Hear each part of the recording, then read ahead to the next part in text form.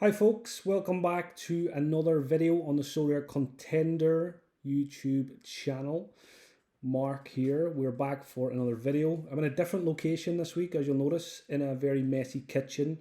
I've got the little man upstairs having a nap, so need to try and squeeze out a video if I can before he wakes up. So just going to keep this one brief, a quick gallery update. We'll have a look at the watch list and any new players that have been added since last week. And we will finish as always with a few lineups built for this coming weekend. Not going to bother with results this week because basically there were no results. Terrible game week.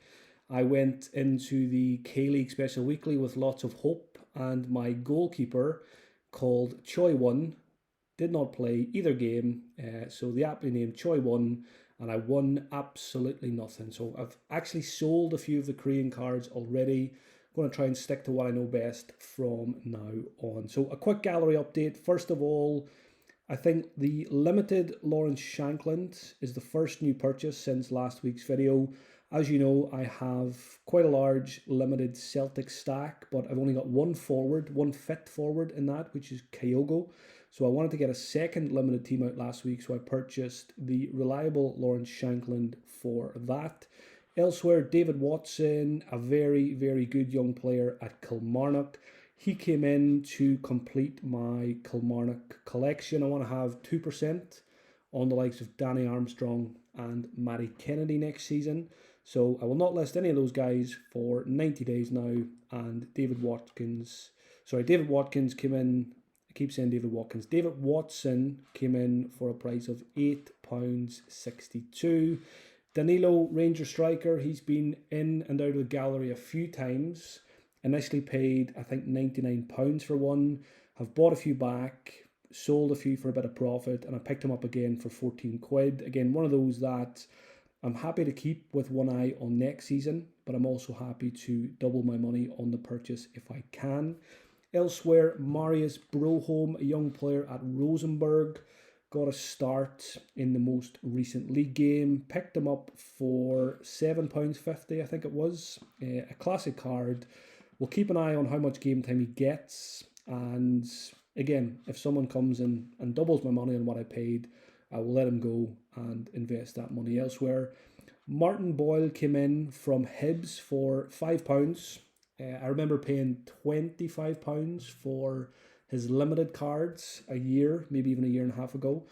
I think one of my weaknesses as a Sorare user, Sorare manager, is I'm quite impulsive on certain players. When I seen Martin Boyle at £5, I bought it right away, and then I thought to myself, an hour later, why did I buy him? I don't even need him. It's very unlikely that I'll even use him in a lineup. And I'm trying to get into the August mindset now.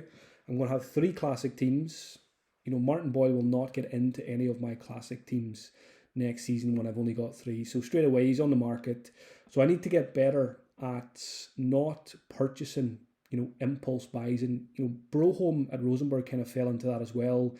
I got wind that he was probably going to start. There was a very good chance he was going to start. So I, picked him up for cheap, and we'll see how that goes. But yeah, again, those players probably won't be in the gallery for too long. Now, more importantly, some big signings up here near the top. So you'll all know by now, if you've been watching previous videos, I had my drama with Kjaergaard, who I owned and then sold. But now I've brought one back in. And it was part of a deal to get rid of some of my FC Seoul players. So I'm not interested in the K-League Special Weekly anymore. I don't have a goalkeeper. I want to get out of my Korean cards as quickly as I can. I'll keep Ki Sung Young. He's the only one I know about and is very reliable. But I stuck a few of the FC Seoul boys on the market as soon as that Special Weekly ended. And I wanted to get back as much as I could on what I paid for them. So this was a deal. Let me just make sure you can see this one. Choi Jun, who's a good defender, who's scoring well, and Iljachenko, the FC Seoul striker, stuck both of them on the market. I think I paid £45 for Iljachenko, and I paid £55 for Choi Jun, so about 110 altogether. So I want to try and get as much of that back. So an offer came in bit of negotiating, and I managed to get £45 worth of Ethereum, and Moritz Kjærgaard comes back into the gallery. So, I mean, his price is only around 40 quid at the moment, but I know that that is a player that can certainly rise in price over the coming weeks and months, and might even be used in my gallery next season.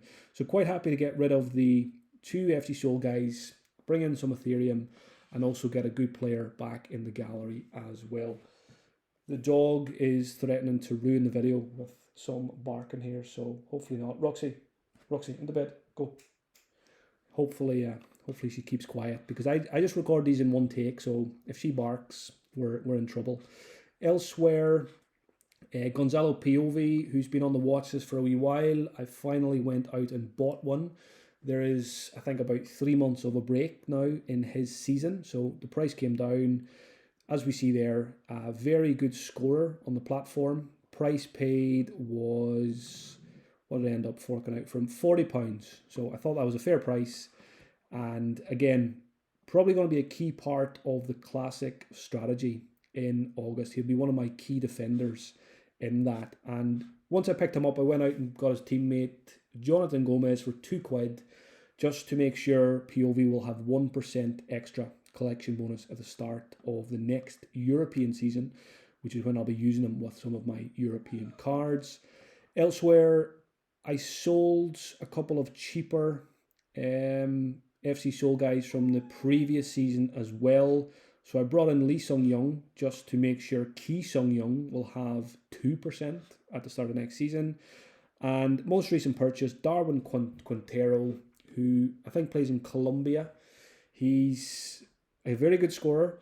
As you can see, a couple of DNPs recently. I think it might have been for some family issues, so hopefully it's not injury related, and whatever's happening there is all good now, because I want to use him soon. And I don't think there's too many games left. There might be a break in his season as well, but every purchase I make now has August in mind.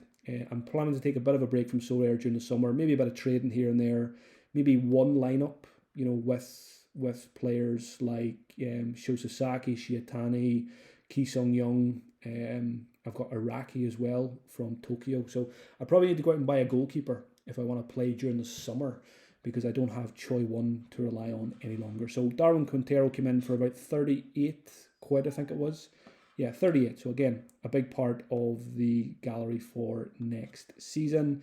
And that is it for new signings. I'm gonna let the dog out.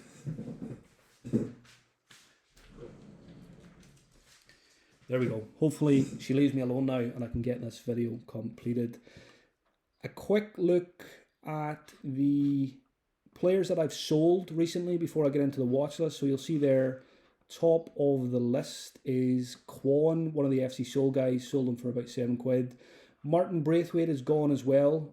I'm selling in-season cards at the moment if I can get a price I'm happy with compared to what I paid. So Braithwaite I paid about £27.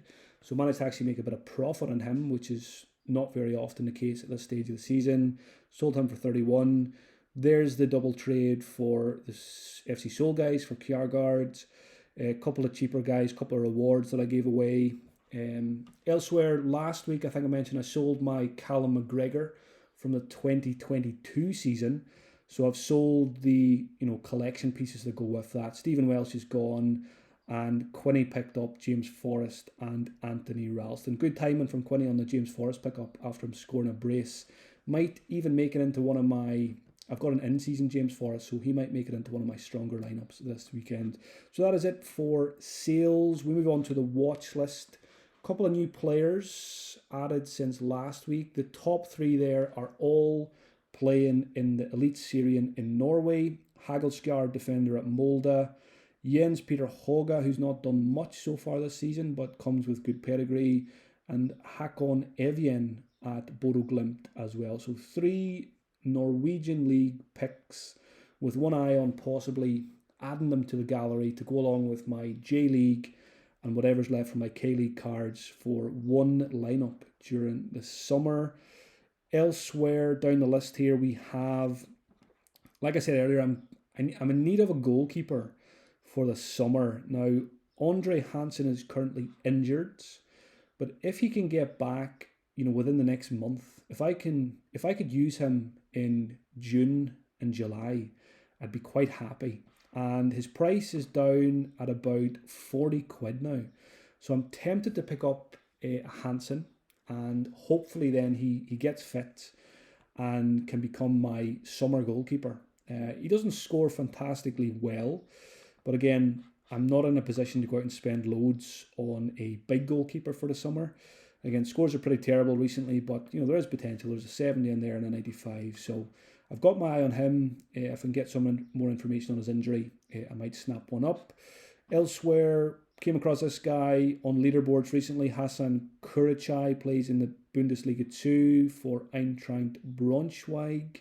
He has been scoring very well now. Small sample size here, but look at that. There is 2 100s. There's a 98, 95, and a few other good scores as well. So again, I need to do a bit more digging and research on this guy to see if he's going to be a regular starter longer term. There he is. He's down at, he's only about 20 quid at the moment. He was even, 10 quid about 11, 12 days ago. Even spotting a friend of mine there near the top of the list purchasing him recently. I don't think we actually spoke about him, so it's always interesting when you see someone picking up a player that you're also interested in. Elsewhere, Perisic has been on the watch list for a wee while. Again, I missed out on a cheap one a couple of days ago. I say cheap, affordable. Again, going to be playing for Hajduk Split, I'm pretty sure, next season again. And I would like to have one. Yeah, someone picked up 5 days ago for 16 quid. I didn't have any cash in the wallet at the time. And I kind of regret not going out and buying that one for 16 quid because he might not be any lower than that at any point before next season. So again, just keeping a close eye on his price. Elsewhere, what have we got here? A couple of guys, covered these guys already. Lewis Palma, Dominic Fitz.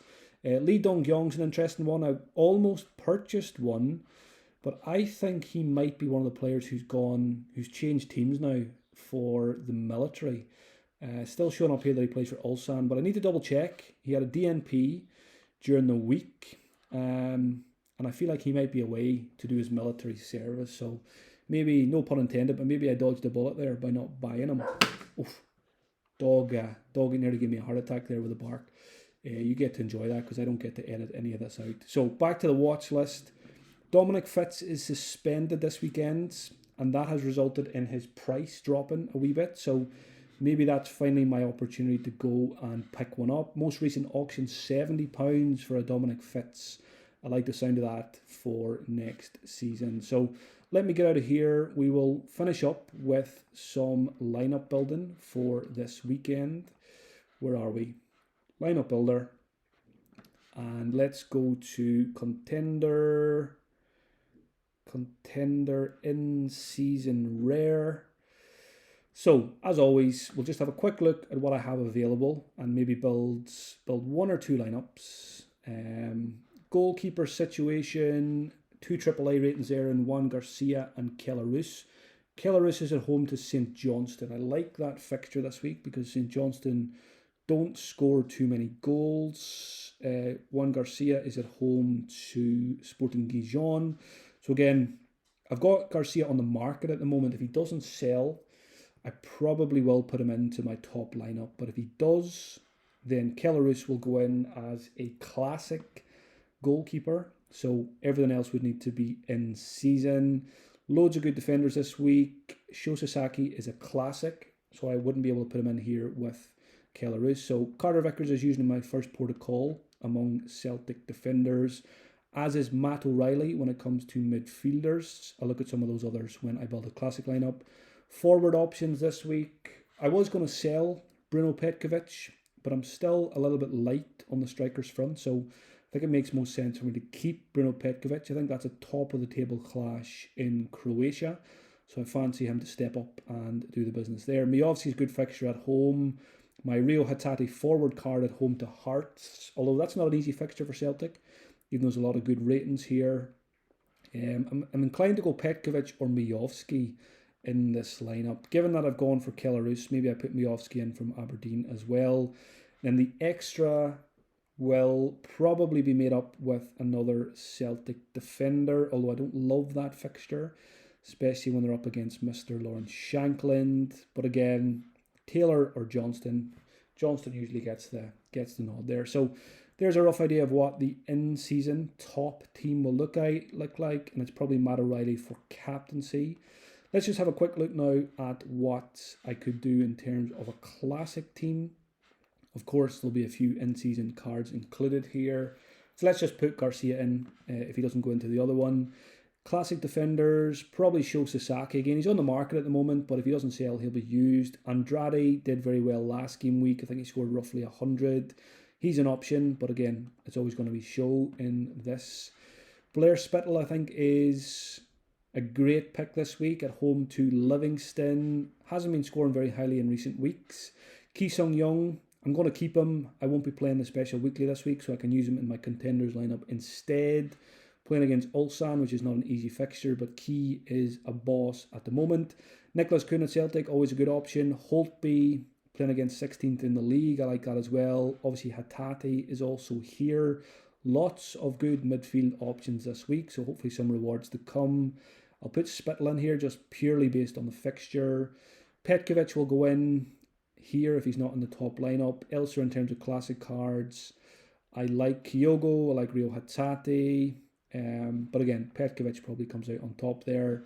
And the extra, let me just filter this by very quickly. Classic cards only to see what the options are. Get rid of that. So we've used most of these. Ki Sung Young is probably an obvious pick here. I like Andrade.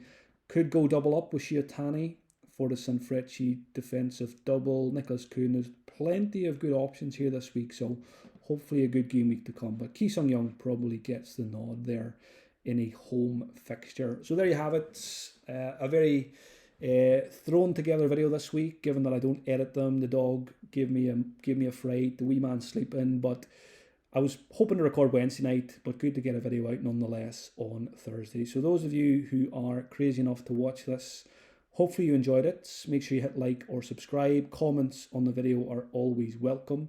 And I will be back again, hopefully next Wednesday night. Get back to the usual Wednesday night routine of recording, which is less chaotic. And best of luck for your game week.